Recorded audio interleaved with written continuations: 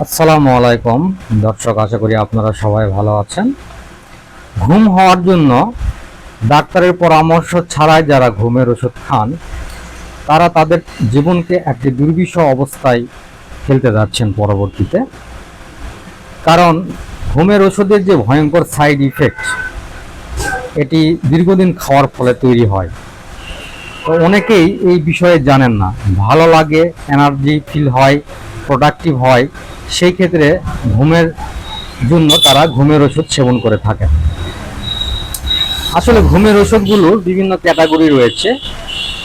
তার মধ্যে সবচেয়ে প্রচলিত যে ঘুমের ওষুধটা সেটা হলো বেনজোডায়াজেপিন গ্রুপের ওষুধ। এর মধ্যে রয়েছে প্রোনাজিপাম, ব্রোমাজিপাম, লোরাজিপাম। এই ওষুধগুলো আমাদের দেশে মুড়ি মুরগির মতো মানুষজন কোনো প্রকার ডাক্তারের পরামর্শ ছাড়াই এই ওষুধগুলো খেয়ে থাকেন। এটা একদমই ঠিক নয়। তো আমার এই ভিডিওর উদ্দেশ্য হচ্ছে ঘুমের ওষুধের ভয়াবহ দিক নিয়ে আলোচনা করা। সবচেয়ে প্রচলিত কিছু ঘুমের ওষুধ আছে, যেমন ইপিট্রা, পেজ, তারপরে হচ্ছে রিভোট্রিল। এগুলো খুব চলে আমাদের এই দেশে। এই ওষুধগুলো মূলত অ্যাংজাইটি, প্যানিক ডিসঅর্ডার, সিজার এবং ইপিলিপসি এই সমস্ত চিকিৎসায় ব্যবহার করা হয়ে থাকে। এবং অনেক সময় ডাক্তাররা এই ওষুধগুলো সাজেস্ট করে, যদি কেউ ইনজুরিতে ভোগেন দীর্ঘদিন, ব্যথার ওষুধের সাথে এই ওষুধটা দেওয়া হয়। যদি কেউ হাইপার টেনশনে ভোগেন, অর্থাৎ যাদের উচ্চ রক্তচাপ বেশি, কন্ট্রোলে থাকে না, তখন তাদেরকে এই ঘুমের ওষুধ দেওয়া হয়। এগুলো অ্যান্টি ডিপ্রেসেন্ট, এগুলো নার্ভাস সিস্টেমটাকে স্বাভাবিক করে, যার ফলে আমাদের মস্তিষ্কের যে নিউরোট্রান্সমিটার এগুলো স্বাভাবিকভাবে কাজ করে, তখন প্রেশারটা ধীরে ধীরে কমে আসে। যদি কেউ এই ঘুমের ওষুধ দীর্ঘদিন খায় তাহলে তার এই ঘুমের ওষুধের প্রতি একটা ডিপেন্ডেন্সি তৈরি হয়, তখন সে চাইলেও এই ঘুমের ওষুধটি আর ছাড়তে পারে না। যখন ছাড়তে যায় তখন তার বুক ধড়ফড় করে, হাত পা কাঁপে, কোনো কিছু ভালো লাগে না, অর্থাৎ তার এই ঘুমের ওষুধের প্রতি একটা অ্যাডিকশন তৈরি হয়।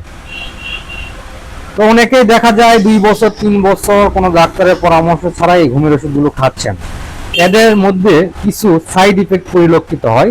তার মধ্যে মূল যে সাইড ইফেক্টটা হচ্ছে সেটা হচ্ছে মুড সুইং, ব্রেন লস, অর্থাৎ মেমোরি লস করে। অনেকেই অনেক কিছু মনে রাখতে পারেন না, ভুলে যান। এটা হচ্ছে এই ঘুমের ওষুধ দীর্ঘদিন খাওয়ার একটা ফল। এতে করে লাইফ অস্বাভাবিক হয়ে পড়ে। যতক্ষণ পর্যন্ত আপনি এই ঘুমের ওষুধটা খাবেন ততক্ষণ পর্যন্ত এর যে কার্যক্রম যে ঘন্টা পর্যন্ত বিদ্যমান থাকবে ততক্ষণ পর্যন্ত আপনি ভালো থাকবেন। তারপরে সাইড ইফেক্ট যখন কেটে যাবে, যখন এর অ্যাকশন বা কার্যক্রম যখন কেটে যাবে তখন আপনি কিছু সাইড ইফেক্টের মধ্যে পড়বেন, যেটা আপনাকে অস্থির করে তুলবে। আপনি কোনো কাজ শুরু করলে সেটি শেষ করতে পারবেন না। আমি দীর্ঘদিন প্যানিক ডিসঅর্ডারের রুগী ছিলাম। তো আমি ক্লোনাজিপাম এবং বিশেষ করে অ্যালপ্রাজোলাম, যেটা জোলিয়াম বা জোলাক্স, এই বড়িগুলো আমি খেতাম। একটা সময় লক্ষ্য করলাম আমি শারীরিকভাবে দুর্বল হয়ে যাচ্ছি এবং আমার কোনো কিছুই ভালো লাগছে না। আমি এটা ছাড়ার জন্য প্রায় প্রতিনিয়ত যুদ্ধই করে গেছি। অনেক সাইকিয়াট্রিক দেখলাম, কোনো কাজ হয় না, তারা ঘুরে ঘুরে দেয়। যেহেতু আমি আমার প্যানিক ডিসঅর্ডারের প্রবলেম আছে, সেই ক্ষেত্রে আমি এটি খেতাম। একটা নির্দিষ্ট সময় খাওয়ার পরে আমি নিজের উপরে একটা চ্যালেঞ্জ ছুড়ে দিই, এখান থেকে আমাকে বের হতেই হবে। কারণ যদি কেউ মনে করে এই ঘুমের ওষুধই তার সলিউশন, যেটা খেলে তার জীবন যাপন স্বাভাবিক থাকবে, তাহলে তারা ভুল করছেন। তাহলে তারা একটা দীর্ঘমেয়াদী একটা লুপে আটকে যাবেন। আপনি জীবনে কোনো কিছু করতে পারবেন না, কোনো উন্নতি হবে না। তো সাইকিয়াট্রিক ডক্টর যারা গুড প্র্যাকটিস করে তারা সবসময় বলে যে এই ঘুমের ওষুধ থেকে বের হতে হবে, এগুলো খাওয়া যাবে না। দীর্ঘদিন খেলে আপনি একটি দীর্ঘমেয়াদী লুপে বা একটা প্যারাডক্সে আটকে যাবেন। মূলত প্যানিক ডিসঅর্ডার, অ্যাগোরাফোবিয়া এবং ডেট ফোবিয়া যাদের হয়ে থাকে তাদেরকে এই ওষুধটা দেওয়া হয়। তো এই ভিডিও করার মূল উদ্দেশ্য হচ্ছে আপনি ডাক্তারের পরামর্শ ছাড়া ওটিসি প্রোডাক্ট হিসেবে কখনোই নিজে নিজে থেকে ঘুমের ওষুধ খাবেন না। না হলে কিন্তু ভাই আপনার লাইফ কিন্তু হেল হয়ে যাবে। তো আশা করি এই ভিডিওটি আপনার অনেক উপকারে আসবে। আপনারা যারা ঘুমের ওষুধ খান, যত দ্রুত ইমিডিয়েট ডাক্তারের সাথে পরামর্শ করে এই ঘুমের ওষুধের উইথড্রয়াল সিস্টেমটাকে ফলো করুন, অর্থাৎ টেপারিং করুন। ডোজগুলো ধীরে ধীরে কমাইতে কমাইতে একসময় বাদ দিয়ে দিন, এবং সাপোর্টিভ হিসেবে আপনি রিডাইরেক্ট করুন অন্য কোনো নন অ্যাডিকটিভ ঔষধে। যেমন আপনি ক্লোনাজিপাম, ব্রোমাজিপাম বা অ্যালপ্রাজোলাম এই ওষুধগুলো ছাড়ার জন্য আপনি ট্রাইফ্লুপেরাজিন বা টেলাজিন 1 গ্রাম বা কোয়াইট ফাইন 25-এর হাফ করে আপনি খেতে পারেন। কয়েকটা দিন একটু অস্বাভাবিক অস্থিরতা তৈরি হবে, তারপরে 7-8 দিন পরে অটোমেটিক আপনার ভিতরে একটি স্থিরতা চলে আসবে, তখন আপনি আপনার স্বাভাবিক লাইফে আপনি ফিরতে পারবেন। এটা সময় লাগবে। যারা চেষ্টা করছেন, অলরেডি ফেসে গেছেন এই ঘুমের ওষুধ খেয়ে, তারা এই পদ্ধতিটা অবলম্বন করলে আপনারা এখান থেকে বের হয়ে আসতে পারবেন, স্বাভাবিক জীবনযাপনে ফিরতে পারবেন। আর যারা শখ করে ঘুমের ওষুধ খান, তারা ভুলেও ঘুমের ওষুধ খাবেন না, তাহলে কিন্তু আপনাদের লাইফ হেল হয়ে যাবে। জীবনের লক্ষ্য স্থির করতে পারবেন না, জীবনে কোনো কিছু করতে পারবেন না। এটা যেরকম এক প্রকার অভিশাপ, তেমনি আশীর্বাদ। কার জন্য অভিশাপ এবং কার জন্য আশীর্বাদ, এটি ডাক্তারাই নির্ধারণ করবে। অর্থাৎ যারা মানসিক রোগী, যারা অ্যাংজাইটি, ডিপ্রেশন এবং প্যানিক ডিসঅর্ডার আছেন, তাদের জন্য এটি আশীর্বাদ। আর যারা স্বাভাবিক আছেন কিন্তু ঘুম হওয়ার জন্য ন্যাচারাল পদ্ধতি বাদ দিয়ে যারা এই ওষুধের উপরে ডিপেন্ডেন্ট হচ্ছেন, তাদের জন্য এটি অভিশাপ। সকল প্রকার বেনজোডায়াজেপিনকে না বলুন, সুস্থ জীবনযাপন করুন। আপনার শরীরের যে বডি ক্লক, যেটাকে সার্কাডিয়ান রিদম বলা হয়, এই রিদমটাকে আপনি ধরে রাখুন। এই জন্য আপনাকে কি করতে হবে? ইসলামিক লাইফস্টাইল ফলো করতে হবে। আপনি যেটা করতে পারেন, আমাদের ইসলামের যে জীবন বিধান, এটাই হচ্ছে একমাত্র স্বাস্থ্যকর জীবন বিধান।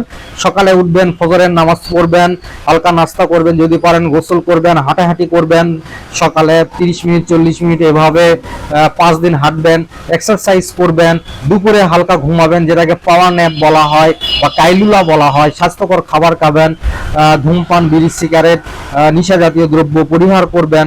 যদিও আমরা এগুলো পরামর্শ দিয়ে থাকি, কিন্তু মানুষ নেগেটিভিটির প্রতি বেশি আকর্ষিত হয়, কারণ নেগেটিভ জিনিস মানুষকে বেশি আকর্ষণ করে, মানুষ এটাতে ইনভলভ হয়। কিন্তু এটা করা যাবে না। একটা সময় ঠিকই টের পাবেন, যখন বয়স 30 বছরের পর যখন আপনি বুঝতে পারবেন আপনার বডি ডিক্লাইন করতে শুরু করবে, তখন আর আপনার বডিতে নিউ সেল জেনারেট হবে না, মস্তিষ্কের নিউরনগুলো তখন নতুন করে তৈরি হবে না।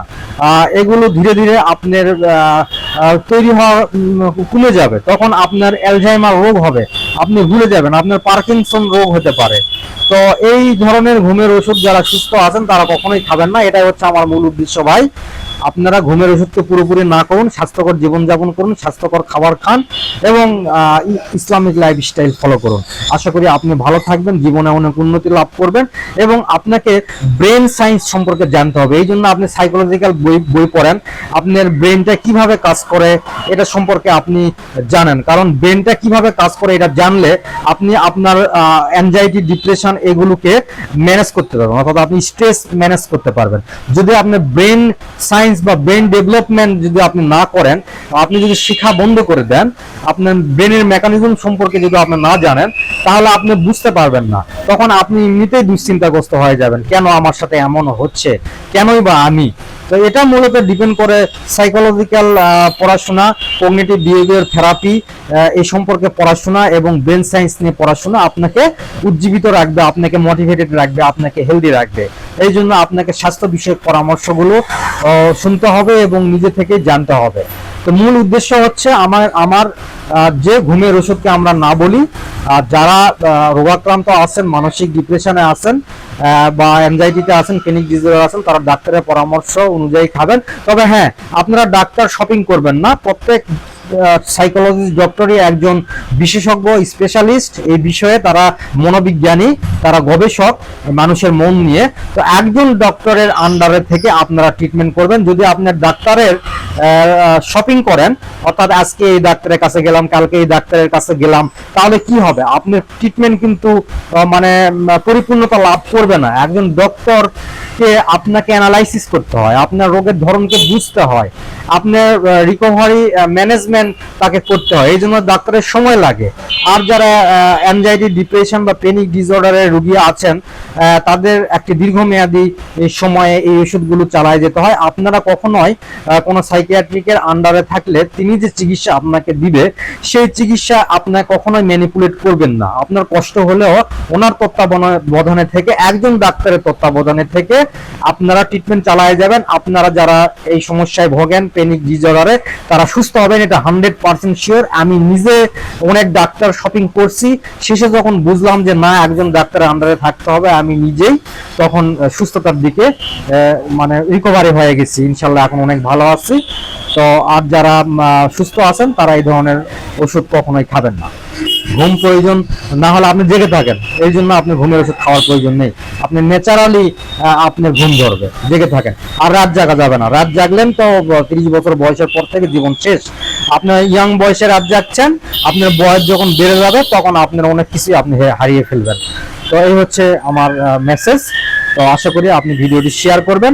যদিও তথ্যগুলো এলোমেলো, আমি নিজের মতো করে বললাম, কোনো স্ক্রিপ্ট ছাড়াই। তো আশা করি আপনারা যদি কোনো প্রশ্ন থাকে, যদি কোনো পরামর্শ থাকে এই বিষয়ে, আমাদের প্রাথমিক চিকিৎসা কেন্দ্র এবং পরামর্শ কেন্দ্র, আপনারা আমাদের সাথে যোগাযোগ করতে পারেন যদি কোনো ধরনের হেল্প প্রয়োজন হয়। তো ভালো থাকবেন। আসসালামু আলাইকুম।